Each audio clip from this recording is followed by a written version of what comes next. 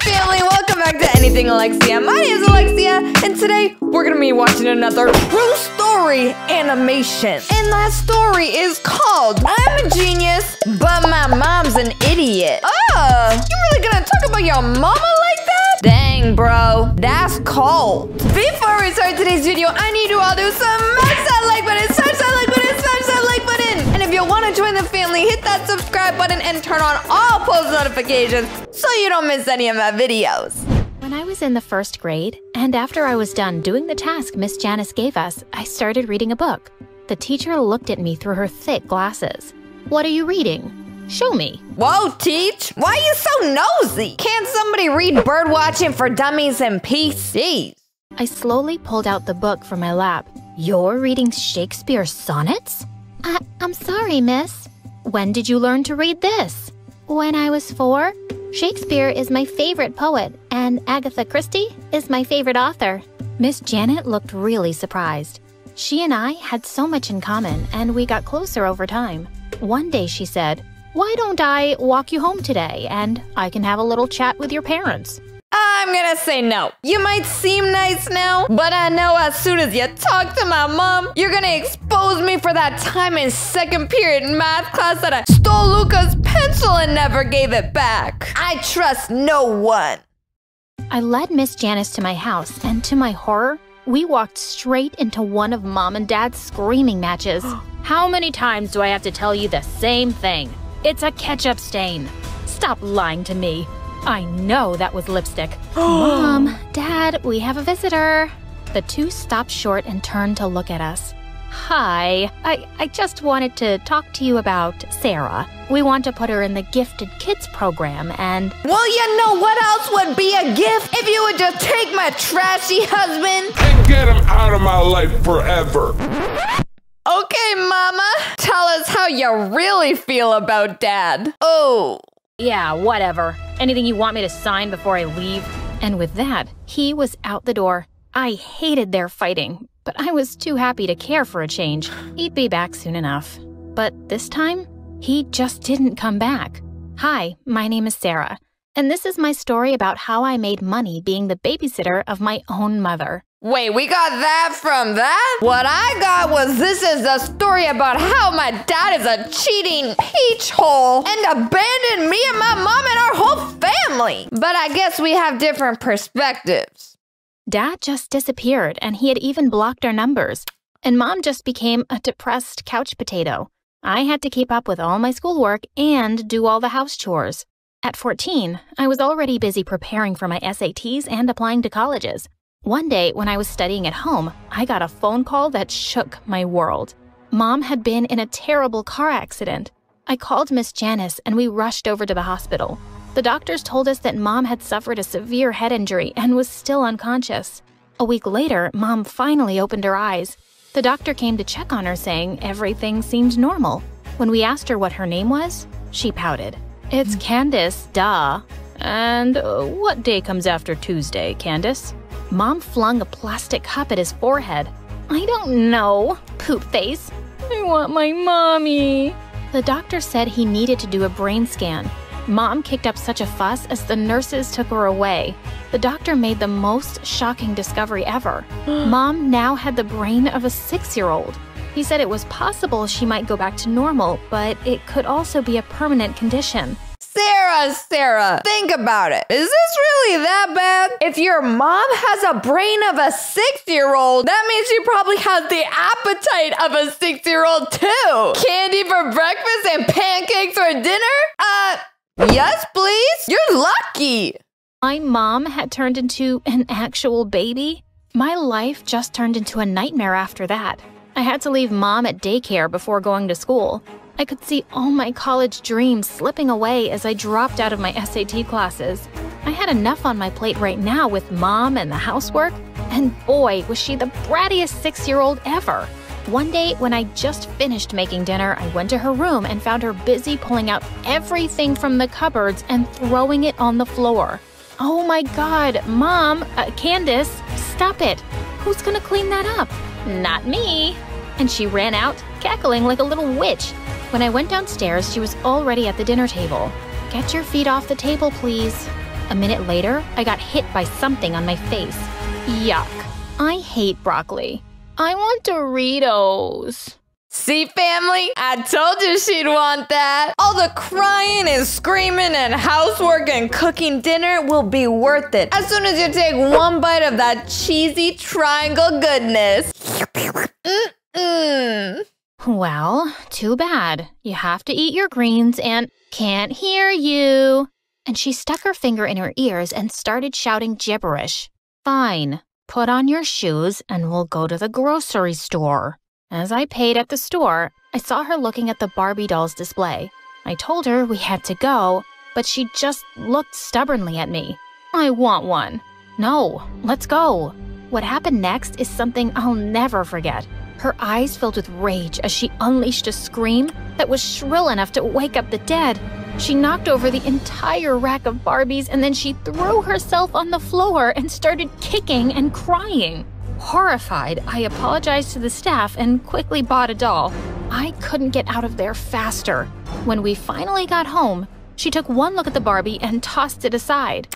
Nah, it's really ugly. Sarah, what are you doing, girl? This isn't how you be a mom to your mom. It's rule number 1 to not give a kid what they want if they're not showing good behavior. You don't reward bad behavior. Oh, no, no, no. But again, I'm not gonna tell you how to be a mom to your mom because you're not supposed to be a mom and it's your mom who's supposed to actually be the mom, but she can't be a mom, so therefore you're the default mom. So long story short, life doesn't go as planned and you just gotta roll with the punches and you're not rolling with those punches well. But good job, sweetie. You're doing great. Really. Kinda. Not really. But don't give up.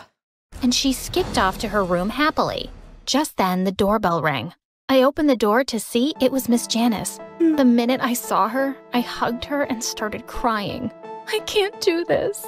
I can't be my mom's mom. I told her I wanted to sell Mom. I would just post it online, Mom for sale. Miss Janice just laughed and hugged me tight. When I felt better, she said she'd found me a part-time job at the local library. I was so grateful to her. But soon enough, I discovered the worst thing about being an adult, paying bills every month. How was I going to pay for everything being a library assistant? That evening, I stopped at an ATM and withdrew the last $100 I had. I almost threw away the receipt without looking, when suddenly, I froze. I stared at my account balance. $13 billion. I looked around, half expecting a camera crew to pop up behind me and tell me this was a big fat joke. I ran back home and logged onto my computer to check again. Someone had anonymously sent me the $13 billion? Huh? Bro, that a stranger sent to you out of the goodness of their heart? I don't know about you, family, but it does not look like $13 billion can fit in a heart. At least not my heart. I wish it could, but not yet. When Miss Janice came to visit me, I told her about the money. I asked her if I should tell the bank because it was clearly a mistake, right? No one sends someone $13 billion by mistake, love. Seems like you've got a mystery guardian angel. It's yours to enjoy.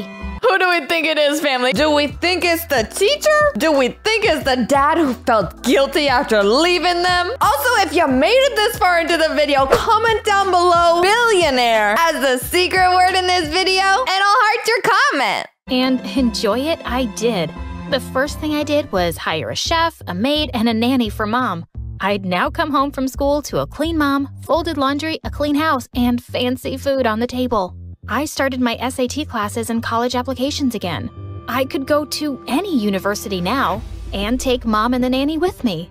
One day, I walked into the lounge to find Mom watching Frozen for the millionth time. Do we blame her? When she saw me, she ran over to me excitedly. I want to be Princess Elsa on my birthday. Look, I'll show you these birthday parties on YouTube. Looking at my mom's eager face, I just couldn't refuse. I hugged her and said she could have anything she wanted. I threw her a grand birthday party and invited the whole neighborhood. Mom made a special entrance in an actual carriage. She almost tripped on her flowing blue dress as she stepped out. I could see all our neighbors staring and snickering. Sometime later, I went to the bouncy castle to look for Mom and saw her in a corner crying, while the other kids shouted, What are you doing here, you weirdo? You're a grown-up. You look so stupid and ugly. I just wanted to be Princess Elsa. I climbed onto the bouncy castle and snatched the tiara from the mean girl. No one talks to my mom like that. Come, Mom. We are going to cut the cake now. As Mom excitedly blew the candles, I made a silent wish too. Please, let Mom be normal again. When everyone had left, Miss Janice turned to me, smiling. You did a good thing for your mom. She looked really happy. You should sometimes be a kid and have fun too. She was right. When the weekend came around and my classmates invited me to a party, I didn't turn them down. Just as I was ready to head out, I found out that my babysitter had bailed on me. I didn't know what to do, so I decided to take Mom with me. Take your mom, who's actually a baby, to a party with probably lots of apple juice and more apple juice? I don't know if that's a smart decision. I'm not gonna tell you how to mom your mom, but if she was getting bullied at her own birthday party, I don't know if she's gonna do much better at a high school party. Those teenagers be savage. My mom threw a tantrum the moment I arrived and wanted to go home. Everyone was staring and laughing at us. I grabbed my mom by the shoulders and yelled at her to shut up. She looked at me with tears in her eyes, and then she burst out crying. I felt sorry immediately and hugged her, and we went home. I had enough money to move out and settle down in another town where I could attend college. Miss Janice was sad that I was leaving. I bought a mansion that was especially made for toddlers and included all kinds of games. On my first day at college, Mom cried so hard and didn't want me to leave her with the nannies and the servants. But I put my hands around her face and kissed her forehead. You will be just fine, Mom. But I was wrong. 2 hours later, I got a phone call and knew that Mom had hit her head again. She was in a coma for 2 days. The doctor said that part of my mom's brain still thought she was an adult. That's why she was taking these risks, because she thought she was big enough. I just realized that leaving for college was still a bit too early. I spent my time at home and started writing. Writing was my only escape. I created my own blog, and it seems like people liked my stories. I was inspired by Agatha Christie's novels and wrote many detective stories. People were calling me the modern version of Agatha Christie. They believed my stories were too addictive, and I couldn't be happier. We all love a humble queen. Till one day, I entered my mom's room and found her reading something, which didn't look like the children's storybooks I'd given her to read. What are you reading? Show me. She slowly pulled out the book from her lap. You're reading Shakespeare's sonnets? I'm sorry. I know I shouldn't. When did you learn to read this? I started before we moved out. Shakespeare is my favorite poet, and Agatha Christie is my favorite author. Was my mom a genius kid now? I knew how it felt to be a genius with neglected parents, and I just wanted to support Mom and help her improve her talent. But I didn't only want to help Mom. I thought all the kids around the world should have a chance too. I volunteered to build huge libraries around the world for gifted and all kinds of kids. I understood that education and science are more important than money. I had billions, but they couldn't bring me happiness. I have everything I love in books. And my mom? She was and still is my #1 fan. Also, I found out that my mystery benefactor was a rich man who'd caused Mom's accident. He felt so bad that he'd looked us up and sent me the billions. I'm really thankful for that man. Not for hitting my mom, of course, but for giving me this great opportunity to make a little change in this world. Wait, what?